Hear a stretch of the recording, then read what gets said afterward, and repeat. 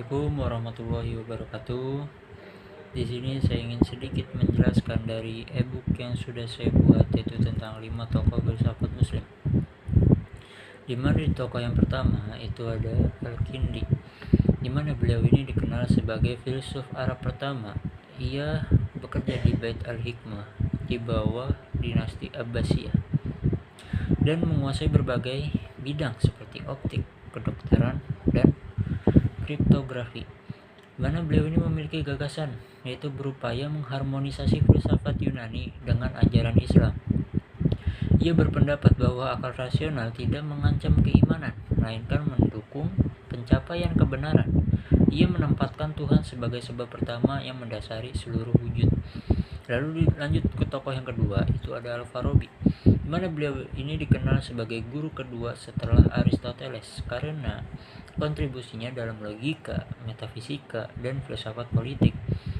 Karya terkenalnya adalah Al-Madinah Al-Faradilah, di mana Al-Farabi ini juga memiliki gagasan yaitu mengembangkan teori emanasi, di mana wujud berasal dari Tuhan dan memancar secara bertingkat.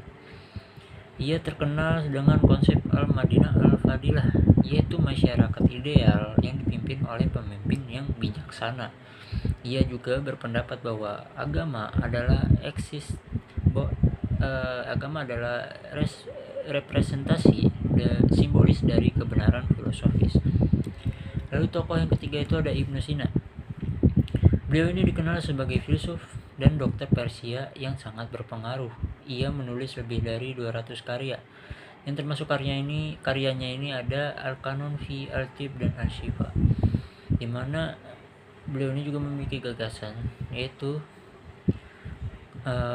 sebagai konsep besarnya adalah wajib al-wujud, yaitu Tuhan sebagai sebab pertama yang pasti keberadaannya. Dia membedakan antara esensi dan eksistensi. Dalam filsafat jiwa, ia dikenal dengan argumen manusia melayang yang menunjukkan jiwa bersifat imaterial dan mandiri. Tokoh yang keempat itu ada Al-Ghazali, di mana beliau ini dikenal sebagai teolog, sufi, dan cendekiawan Muslim Persia. Ia menulis karya besar seperti Ihya Ulum al-Din dan Tahafut al-Falasifah, di mana Al-Ghazali memiliki gagasan yaitu berporos pada kritik terhadap filsafat metafisika, terutama pada pandangan Ibnu Sina dan Al-Farabi, dan upaya memadukan tasawuf dengan teologi. Ia mengembangkan konsep okasionalisme, di mana hubungan sebab akibat bergantung sepenuhnya pada kehendak Allah. Ia menyatakan bahwa kebenaran dicapai tidak hanya melalui akal rasional, tetapi juga melalui pengalaman spiritual langsung. Lalu di tokoh yang terakhir yaitu ada Ibnu Rushd, di mana beliau ini dikenal sebagai filsuf, hakim, dan dokter asal Andalusia. Ia merupakan komentator Aristoteles paling berpengaruh di dunia Islam dan Eropa Latin, di mana Ibnu Rushd ini memiliki gagasan yaitu fokus pada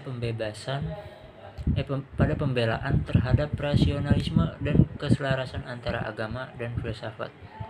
Dalam karyanya Tahafut al-Tahafut, ia menjawab kritik Al-Ghazali.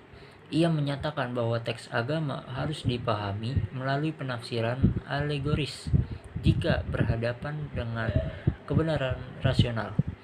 Ia memandang kebenaran tunggal, tetapi dijelaskan melalui dua jalur, yaitu filsafat untuk kaum terpelajar dan agama untuk masyarakat umum. Mungkin segitu saja apa yang dapat saya jelaskan. Untuk e-booknya bisa dibaca melalui link yang sudah saya cantumkan di kolom deskripsi. Sekian, wassalamualaikum warahmatullahi wabarakatuh.